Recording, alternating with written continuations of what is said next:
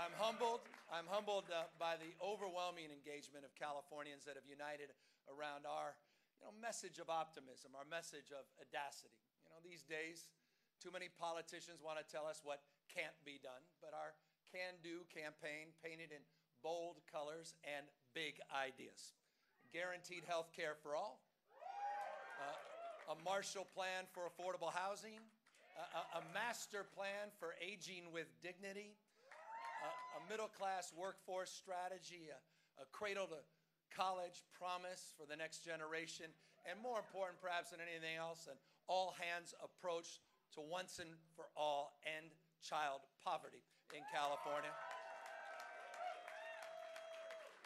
In politics today, everyone would agree with this, there's too much anger. Instead, we offered answers. We like to call it resistance with results. But one thing is clear, this is not a victory speech. As much as I want to express my appreciation to all of you individually, I keep hearing the voice of my late mom, Tessa. She was a single mom. She worked multiple jobs by raising 2 kids on her own. One with severe dyslexia, and if you can believe it, an acute fear of public speaking. But she never gave up on me, and more importantly, she never stopped instilling in me a sense of work ethic, social responsibility, and perhaps most impactful of all, an empathy for others. She was here. Trust me, she'd say this. She'd say, congratulations, now get off the stage and get back to work. And she would be right, because, there's a lot of work to be done through November and in the many, many years to come. Because the stakes, I know this is rote and cliched, but I believe it. The stakes have never been higher. The state of California, it's always been America's coming attraction.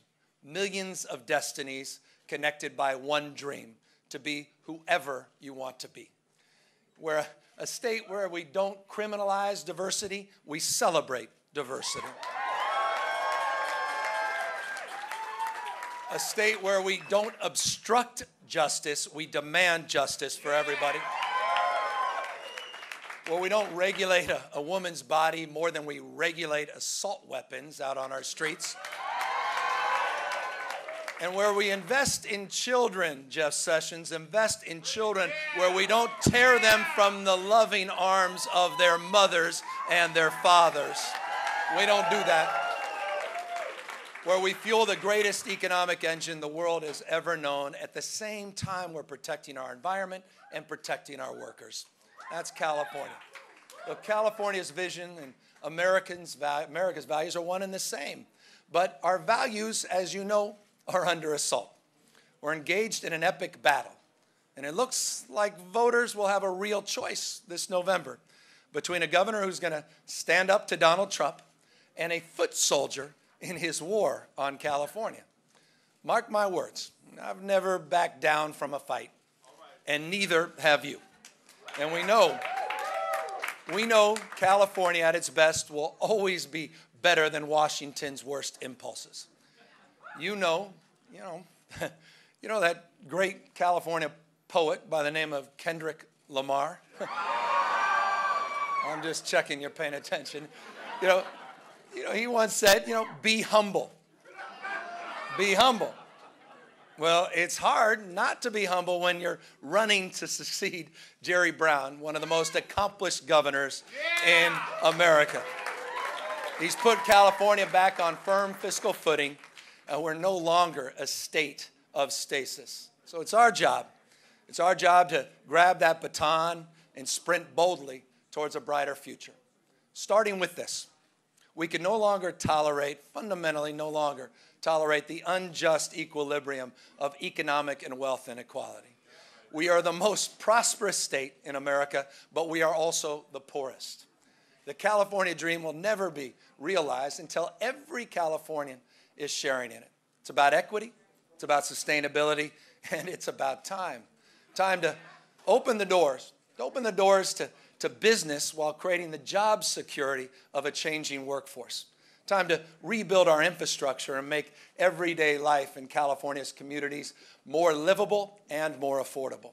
Time to reinvest in our public education system, once the envy of the world, and start treating teachers like the heroes that they are. But most of all, it's time to redefine our expectations of what we can achieve. No family should ever lack a roof over their heads. No child should ever be raised below the poverty line. No patient should ever be denied basic health care. And no Californian should ever have to choose between the three. Look, I owe many, many thanks tonight. Too many to count, too meaningful to express. From day one, this remarkable campaign has been the output of your input, the largest grassroots army ever assembled for a governor's race. Thousands of you gave your time, hundreds of thousands of you gave your dollars, and millions gave their voice and their vote.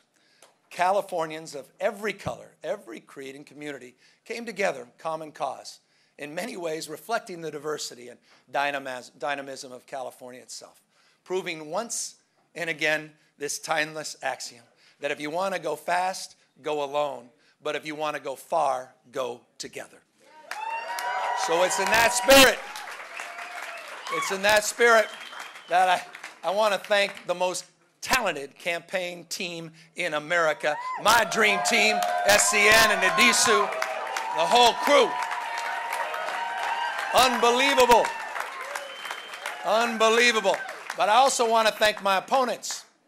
I want to thank them for putting their names on the ballot because, you put your name out there, you put your voice out there, that's in and of itself an act of service. At the end of the day, we're all Californians, and when this is over, each one of us, I know, will put California's progress ahead of politics. So tonight, I want to conclude by marking a moment in time that reverberates, especially today, June 5th. Because it was 50 years ago to the day that Senator Robert Kennedy stood on a stage like this and claimed victory in the California primary for president. As all of you know, it was the last speech he would ever give. Decades later, we still mourn that loss, but tonight I prefer to be inspired by his legacy. He once said, "There are people in every time and every land who want to stop history in its tracks. They fear the future, mistrust the present, and invoke the security of a comfortable past which in fact never existed. In California," he said, "of all states, that change, although it involves risks, is the law of life." 50 years later, America's future is still being defined by California's present. It's our duty to future generations to keep dreaming, to keep disrupting, and to keep demanding more.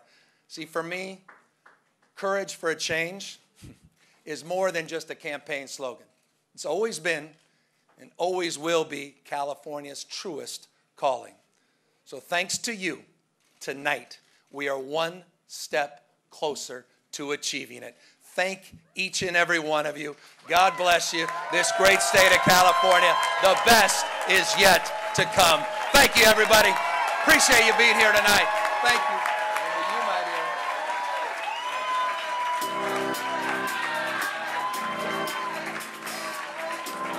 Thank you, everybody. Thank you. I got this feeling Thank you, everybody. inside my bones. It goes electric wavy when I turn it on. Off from my city, off from my home. We're flying up, no ceiling when we in our zone. I got that sunshine in my pocket, got that good soul in my feet. I feel that hot blood in my body when it drops.